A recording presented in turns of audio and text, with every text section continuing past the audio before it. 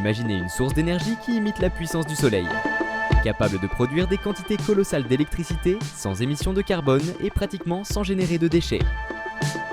Cela ressemble à de la science-fiction, mais ce projet ambitieux est sur le point de devenir réalité. Nous parlons ici de l'ITER, le plus grand et le plus complexe projet de fusion nucléaire jamais conçu par l'humanité. L'ITER est le plus grand projet scientifique de l'histoire, réunissant 35 nations dans une collaboration internationale gigantesque avec un seul objectif: maîtriser la fusion nucléaire et inaugurer une nouvelle ère d'énergie propre et illimitée. L'idée est simple, mais la réalisation est incroyablement complexe. Reproduire sur Terre le processus de fusion qui se déroule au cœur des étoiles. Dans cette vidéo, nous allons explorer le projet le plus complexe du monde. La quête de la fusion nucléaire n'est pas une idée nouvelle. Depuis le milieu du XXe siècle, des scientifiques du monde entier tentent de reproduire en laboratoire ce qui se produit naturellement dans le noyau des étoiles. Cela permettrait d'avoir une source potentiellement inépuisable d'énergie, capable de produire plus d'énergie qu'elle n'en consomme, sans les dangers et les déchets produits par les réacteurs à fission nucléaire. Le chemin vers l'ITER n'a cependant pas été facile. Le projet a commencé à être imaginé dans les années 1980.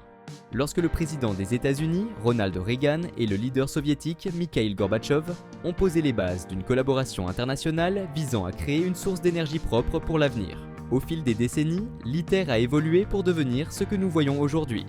Si le projet réussit, l'ITER sera une révolution dans la lutte contre le changement climatique, la fusion nucléaire ayant le potentiel d'éradiquer notre dépendance aux combustibles fossiles et de réduire drastiquement les émissions de carbone. Construire un réacteur de fusion nucléaire n'est pas comme construire une centrale électrique ordinaire. L'ITER est souvent comparé à des projets d'envergure pharaonique, et ce pour de bonnes raisons. Le dispositif central du projet, appelé tokamak, est un véritable chef-d'œuvre de l'ingénierie moderne. Il s'agit d'une chambre à vide en forme d'anneau où un plasma, une sorte de gaz surchauffé et chargé électriquement, sera créé et maintenu. Cependant, maintenir le plasma à des températures extrêmement élevées, pouvant dépasser les 150 millions de degrés Celsius, est l'un des plus grands défis auxquels sont confrontés les ingénieurs. Pour donner un ordre de grandeur, le noyau du Soleil, où la fusion se produit naturellement, atteint environ 15 millions de degrés Celsius. Dans l'ITER, il faudra atteindre une température 10 fois plus élevée pour que le processus de fusion se déclenche. Pour y parvenir, l'ITER utilise une combinaison d'aimants géants supraconducteurs et de vide extrême, créant l'environnement idéal pour que les atomes d'hydrogène puissent fusionner. Le contrôle précis de ces aimants, combiné à la gestion d'une température aussi élevée, représente l'une des plus grandes prouesses d'ingénierie jamais tentées. Le défi ne se limite pas à la chaleur. La pression à l'intérieur du tokamak est un autre facteur critique. Toute erreur ou défaillance pourrait compromettre l'opération du réacteur, nécessitant que chaque composant soit conçu et fabriqué avec un niveau de précision sans précédent. Et tout cela sans compter que ces équipements doivent fonctionner parfaitement pendant des années, voire des décennies, pour que les objectifs de l'ITER soient atteints. Pour mieux comprendre ce que l'ITER cherche à accomplir, il est important de différencier la fusion de la fission nucléaire. Alors que les réacteurs nucléaires traditionnels utilisent la fission, qui consiste à briser les atomes d'éléments lourds comme l'uranium, libérant ainsi de l'énergie, la fusion fonctionne de manière opposée. Au lieu de diviser des atomes, la fusion consiste à unir des atomes légers, généralement des isotopes d'hydrogène comme le tritium et le deutérium, pour créer de l'hélium tout en libérant une énorme quantité d'énergie. Le grand avantage de la fusion nucléaire par rapport à la fission est qu'elle ne génère pas de déchets radioactifs de longue durée et qu'elle ne présente pas le même risque d'accident nucléaire catastrophique, comme ceux de Tchernobyl ou Fukushima. En réalité, si le processus de fusion échoue, il s'arrête simplement, sans causer de dommages majeurs. De plus, la fusion nucléaire a le potentiel de produire 4 millions de fois plus d'énergie que les combustibles fossiles comme le charbon et le pétrole, sans émettre de gaz à effet de serre. C'est cette promesse qui fait de la fusion nucléaire le plus grand espoir pour l'avenir de la production d'énergie propre. Un autre point crucial est la sécurité. L'ITER n'utilise pas d'éléments dangereux comme l'uranium ou le plutonium, souvent associés à la fabrication d'armes nucléaires. Il utilise plutôt de l'hydrogène, l'élément le plus abondant dans l'univers. L'ITER est situé à Cadarache, dans le sud de la France, une région tranquille entourée de forêts de pins. Mais ce qui se passe là-bas est loin d'être simple. Le site de 180 hectares, soit l'équivalent de la superficie de Monaco, abrite la plus grande expérience scientifique jamais réalisée. L'infrastructure nécessaire au fonctionnement de l'ITER est colossale, avec 39 bâtiments et zones techniques, dont une installation cryogénique dédiée exclusivement à maintenir les aimants supraconducteurs à des températures proches du zéro absolu en échelle Kelvin, soit moins 273 degrés Celsius. Les dimensions physiques de l'ITER sont impressionnantes, mais ce qui le distingue vraiment est la portée mondiale de la collaboration impliquée.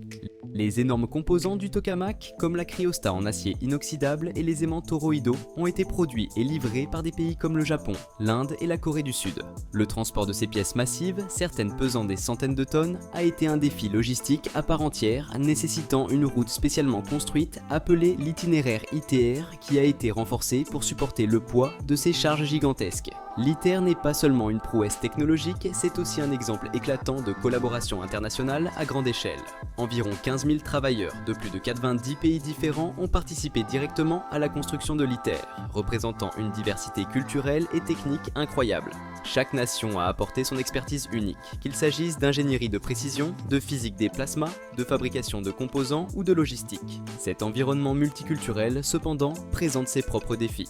Avec tant de façons différentes de travailler, des méthodes de construction variées et des barrières linguistiques, coordonner un projet d'une telle ampleur n'a pas été chose facile. Des outils technologiques de pointe comme la plateforme numérique Procore ont été essentiels pour garantir que tout fonctionne de manière organisée et efficace. Comme tout projet de cette envergure, l'ITER a rencontré et continue de rencontrer de nombreux défis. Depuis le début de la construction, des contretemps se sont produits, notamment des défaillances dans des composants critiques comme des fissures dans les tubes de refroidissement et des problèmes dans certaines parties de la cuve à vide. Ces problèmes, bien que prévisibles dans un projet pionnier de cette envergure, ont entraîné des retards considérables. Actuellement, la mise en service complète de l'ITER est prévue pour 2036, avec un coût total estimé à 22 milliards d'euros. Ces retards ont été en partie aggravés par la pandémie de Covid-19, qui a interrompu la fabrication et la livraison de composants essentiels pendant plusieurs mois.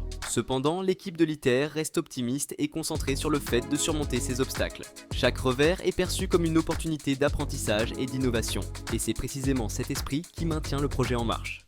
Bien que l'ITER soit une expérience et ne produise pas d'électricité pour le réseau, il ouvrira la voie à la création de réacteurs commerciaux de fusion nucléaire. D'autres laboratoires dans le monde, comme le Wendelstein Sept X en Allemagne et le National Ignition Facility aux États-Unis, réalisent également des avancées significatives dans la recherche sur la fusion. L'ITER n'est que le début. L'espoir est que les découvertes faites ici permettent la construction de réacteurs plus petits, plus efficaces et commercialement viables.